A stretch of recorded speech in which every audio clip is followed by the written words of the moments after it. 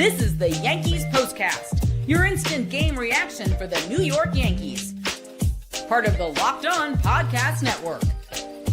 Your team every day.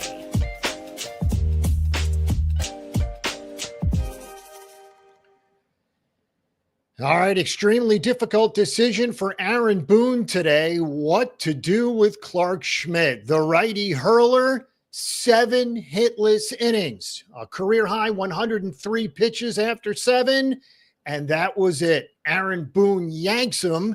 JT Brubaker, the reliever, allows a hit to Gary Sanchez in the 8th.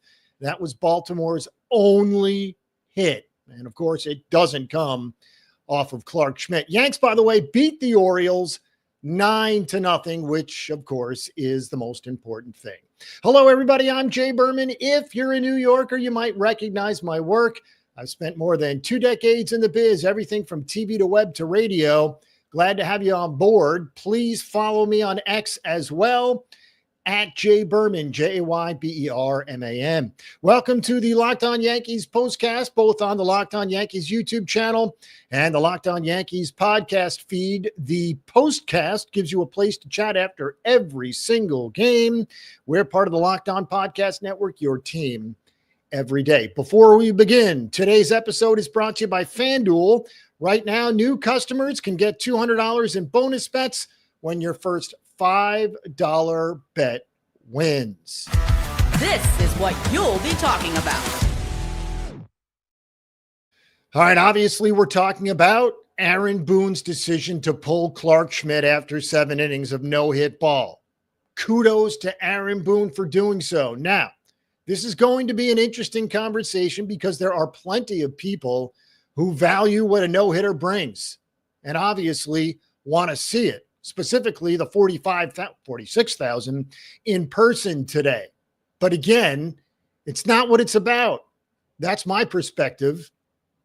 The right move to pull Clarke Schmidt, who again had never thrown more than 103 pitches. That was his career high, and that's where he was today. Obviously, it would have required another at least 20 to 30 pitches, which is not where Aaron Boone and the Yankees are determined to go. So again, they go to JT Brubaker. Interestingly enough, it looked like Brubaker actually struck out Gary Sanchez on a check swing. The first base umpire said he didn't go when it looked like he did. And of course, the very next pitch was the single. So in addition to Aaron Boone, we have to talk about the first base ump. But again, to me, the right decision was made. Clarke Schmidt at 103 pitches has been so good of late. The last thing you want is to not have Clarke Schmidt moving forward. Now, that's not guaranteed to happen if he throws another 20, 25, 30 pitches, but it could. And it's a problem I'm not willing to have. The Yankees were up 9-0. That's all that matters. Specifically, where the Yanks have lost 7 of their last 8. A win is what's most important. Now, obviously at 9-0, the other side of the coin is that the game was never in doubt, which is true. It was never in doubt. Yanks blasted, as we said, 9 runs on 14 hits. However, you just don't know what happens to Clarke Schmidt, not only moving forward in the 8th and 9th innings of today, but moving forward in his subsequent start. So again, to me, right move by Aaron Boone yanking him because, to be honest, as fun as it is to see history, the no-hitter means nothing. The long-term health of Clarke Schmidt is far more important. Now, as we said, it doesn't mean he was going to get hurt. It doesn't mean he's going to get hurt in the next start, and he could very well get hurt in the next start, which has nothing to do with the 103 pitches. But I think Aaron Boone made the right call. Yes, fans are upset. The crowd booed at the stadium, but that's typical stuff. I wouldn't worry about it. Aaron Boone, of course, is going to take heat for this, but I think he made the right call. As for Schmidt, he's now gone at least 6 in 7 of 12 starts this season. Amazing stuff, considering he, of course, started the year on the IL. Now, his scoreless streak over 25 innings, 25 1/3 scoreless innings. Amazing stuff from Clarke Schmidt. He retired 20 of the last 21 batters he faced. As we said, 103 career pitches, which was a career high.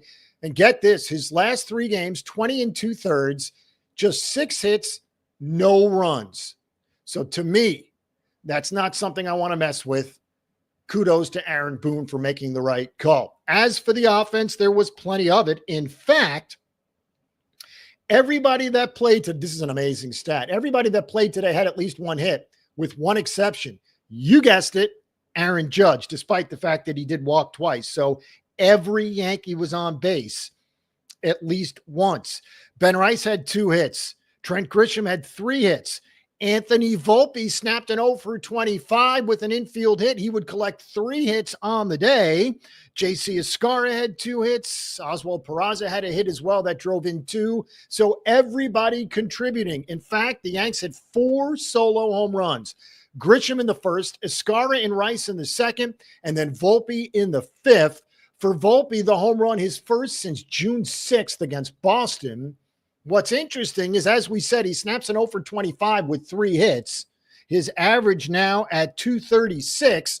But before today's game, Aaron Boone announced that Volpe will get Sunday off. Now, obviously, this is because of the slump. If he was 12 for 25, I don't think he'd be sitting. The question now is, for Aaron Boone, who's had a difficult day, the question now is, does he lift the quote-unquote benching of Volpe for tomorrow, which, of course, was just the rest day, and keep him in the lineup after a 3-hit day? Now, to be fair, the Yanks are off Thursday, so that's 1 more day off. It's their first in a while. But again, after a 3-hit performance from Volpe, snapping out of it, would like to see him tomorrow, especially against Dean Kramer, who has not been good for Baltimore. But again, we'll have to see what Aaron Boone says. He said Volpe will sit on Sunday, so we'll have to take him at his word. By the way, for Volpe, his first 3-hit game at Yankee Stadium, which is amazing. Again, he snaps an 0 for 25. Now, Volpe is a righty. Most of the rest of the Yankee lineup today, including the switch hitters, were lefties, and they were good against Baltimore starter Zach Eflin. Left-handed hitters over just 3 innings, which is all that Eflin lasted. 8 for 13, 3 homers, 5 runs, 4 RBIs. Folks, that's just in 3 innings. Eflin, 10 hits, 6 earned, 2 walks, 4 Ks, 3 homers. His ERA is now 5.46. No surprise the Yankees put bat to ball effectively today. And because of it, they're now 43 and 32, 22 and 16 at home. As we said, the win goes to Clarke Schmidt. By the way, Yanks are 44 and 32, now 12 games above 500. Schmidt, obviously the win. JT Brubaker allowed just that 1 hit to Gary Sanchez, and it looked like he had him struck out, as we said. So that's interesting. But again, 36 pitches for him in 2 innings, allowed just the 1 hit. Now, what's also interesting about Schmidt's start is it was a rough first inning. He walked 2 batters through nearly 30 pitches in that first inning. If we can somehow wipe that away, those 2 walks, maybe he has a chance for the 8th inning, maybe even the 9th inning. Obviously, it matters not because the game is over and the Yankees win 9-0. And I think those that are upset, they didn't get a chance to see Clarke Schmidt in the 8th, and for that matter, the 9th as well, they'll get over it. Again, the most important thing is a Yankee win, 9-0. And what's interesting about it, twofold. One, Aaron Judge didn't have a hit. He was the only Yankee not to have a hit. Specifically, in regard to Judge, 48 career home runs against Baltimore. I thought they'd fly today, and they did, just not off the bat of Aaron Judge. By the way, Judge, after the 3-hit game last night, now has 11 3-hit games this season, tied for most in baseball. All right, the Yanks had a lead early and often. In fact, after 3 innings, they led 6-0. It was their largest lead since 6-11, June 11th, back in Kansas City. Yanks have not had a lead that big since essentially 2 weeks ago. And the Orioles had been hot. Now, that's not a great team, and they struggled, eventually firing their manager, but they had won 6 of 8 entering today.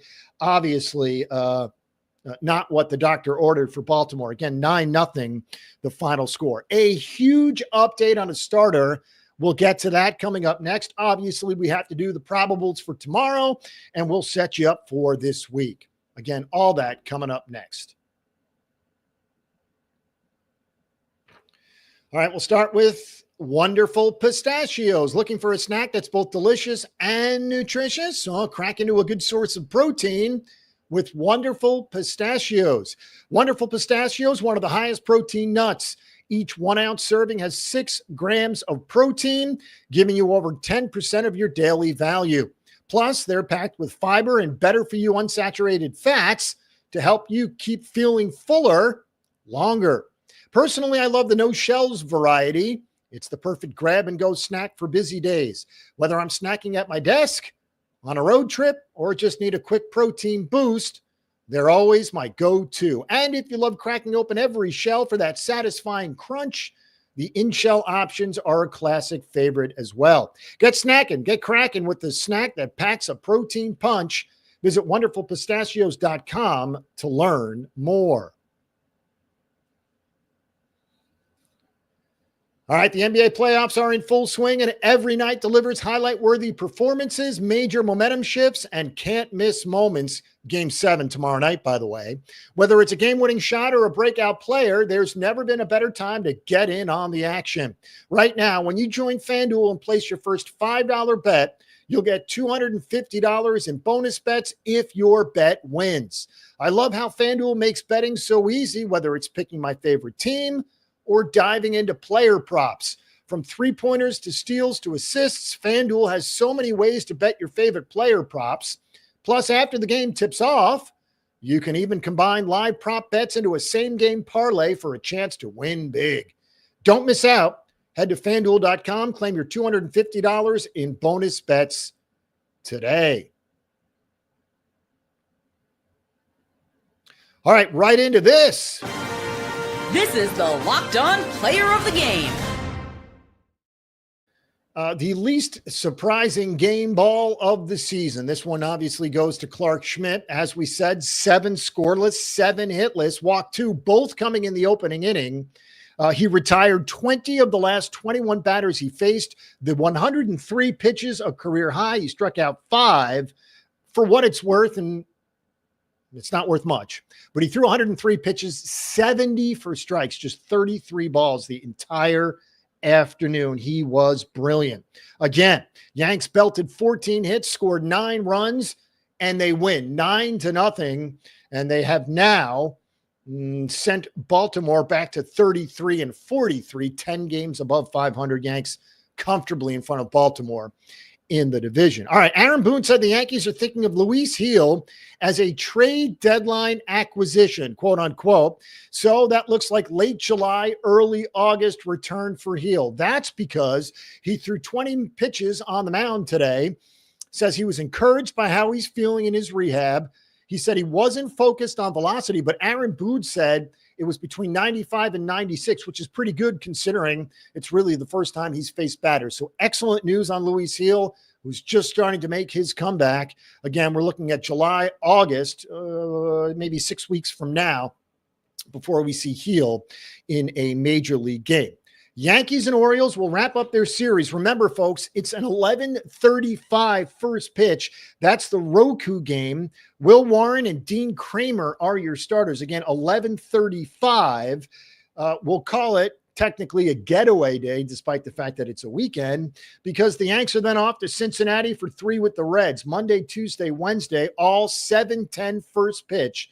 The Yanks are actually off on Thursday, their first off day in what feels like weeks. Then they return right back home for fireworks night. Athletics, Friday, Saturday, and Sunday of next week, and then right back out on the road for Toronto. So again, home, road, as the Yankees alternate back and forth coming up in the coming days. All right, as we said, 9-0 the final score, and we'll talk about this for the coming days. Hopefully it'll dissipate. But again, Aaron Boone, to me, made the right call. Yanking Clarke Schmidt after 103 pitches.